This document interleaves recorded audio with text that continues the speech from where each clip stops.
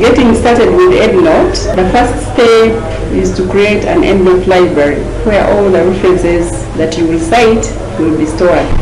So to create a library, you select Start, you go to All Programs, select EndNote, then select EndNote Program and create a new library, and then you click OK. Another window will prompt you to name the EndNote library. You can also opt to leave it with a default name, which is my EndNote library.enl. After you have named it, or after you have left it with a default name, then you can save the library in a suitable location, and immediately you do this, an empty library window will open, displaying all the features and functionalities that we shall look at during the practical session. Please also note that when you create an EndNote library, another library, a data folder, also is automatically created.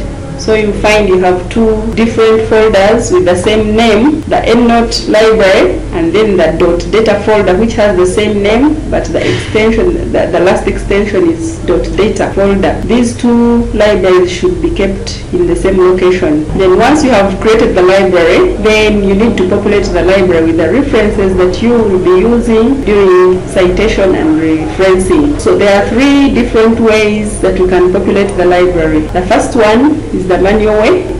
You go to the reference window, you select references, you click on new reference, and then a window with different fields will be opened which you will be expected to fill and then save. Such fields, if you're citing a journal article, the most important fields that you have to fill are the title of the journal where that article was published, the title of the article itself, the year when it was published, the author of the article, and then the page numbers. There are so many fields, but you do not have to fill all those because they will not appear in your references at the end of your document. So that is the manual way of populating the library. The other way of populating the library is to search databases within EndNote. You open the library and select a connection file to connect to certain databases, and these are few databases because not all databases will be freely accessible in EndNote.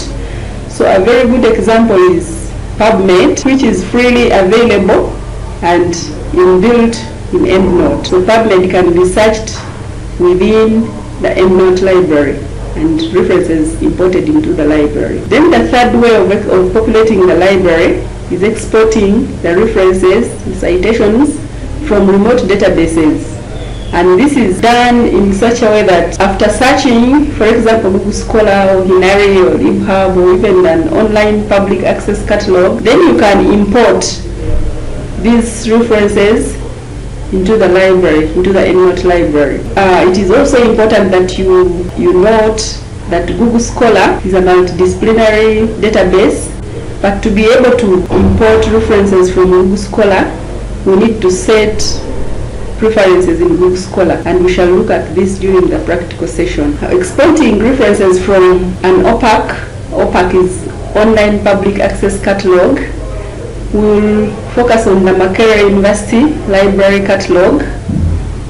You search for a document in the catalog, then you tick the boxes after it has opened. You tick the boxes corresponding with the desired reference or references and add them to cart. After that, you open the cart to display the items that have been added. You select them also by ticking the corresponding boxes, and in the drop-down menu in front of the Export As button, you select EndNote and then you click on the Export button. Then you download the references to the left bottom of your computer and save those references.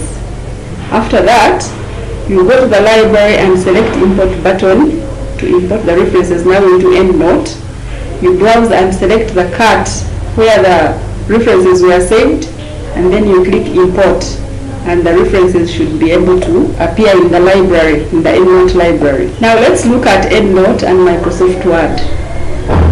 Once you have your library populated properly with the references that you want to cite, now you can go to your Microsoft Word and you start writing, start citing. So to insert a citation in your Microsoft Word document, you place your cursor where you need the citation to appear. If you need it at the end of the sentence, please make sure that the cursor is placed just before the full stop so that the reference is within that sentence. The full stop comes after the citation. To import from the menu, from the top menu, click EndNote to move to the library. Then select a style of your choice and highlight the reference or references to be cited. You can select more than one reference and insert them at once using the Control key. So you are able to select one or more than one if you want and import them at once. So once you have selected those references, you insert the selected citations using the insert icon, which is in the top menu on top of the Word document, or you can also use the Alt-1 and Alt-2 keys. Alt-1 takes you to the library, then you select the citations you want to insert, and then the Alt-2 key takes the citation to the Word document.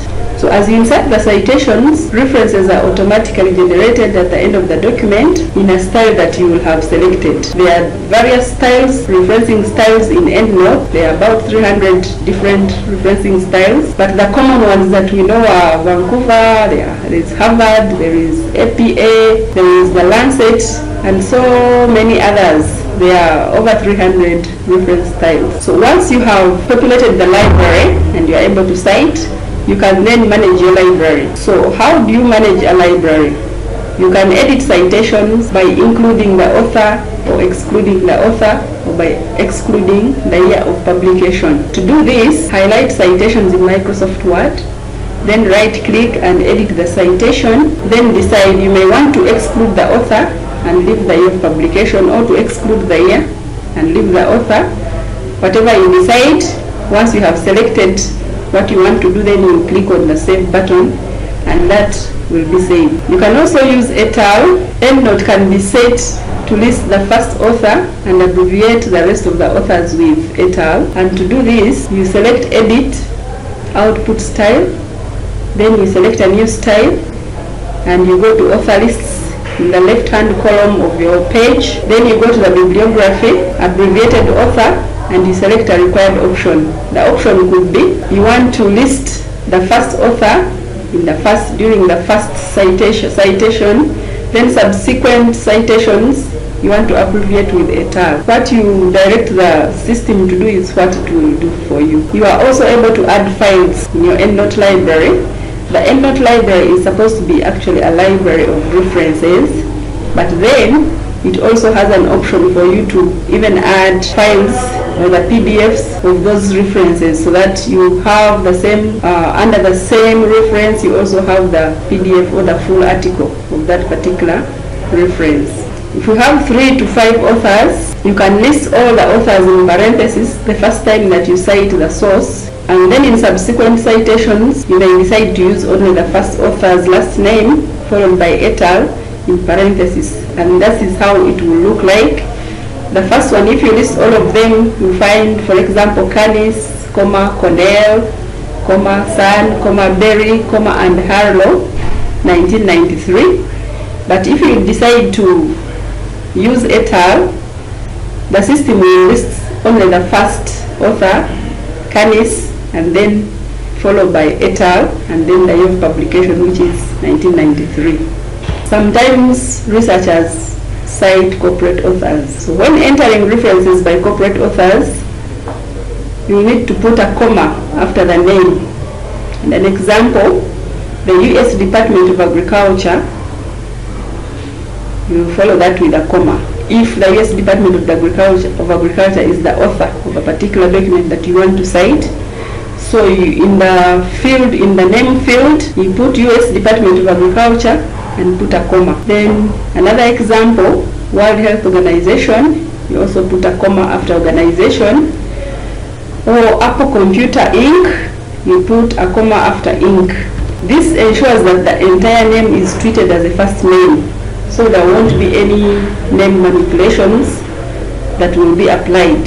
If the corporate author name includes a comma in the name itself, then you will be required to use 2 commas. For example, University of California, Alvin, That means that the University of California, Alvin will be looked at as the first name, and it won't be manipulated when you're citing.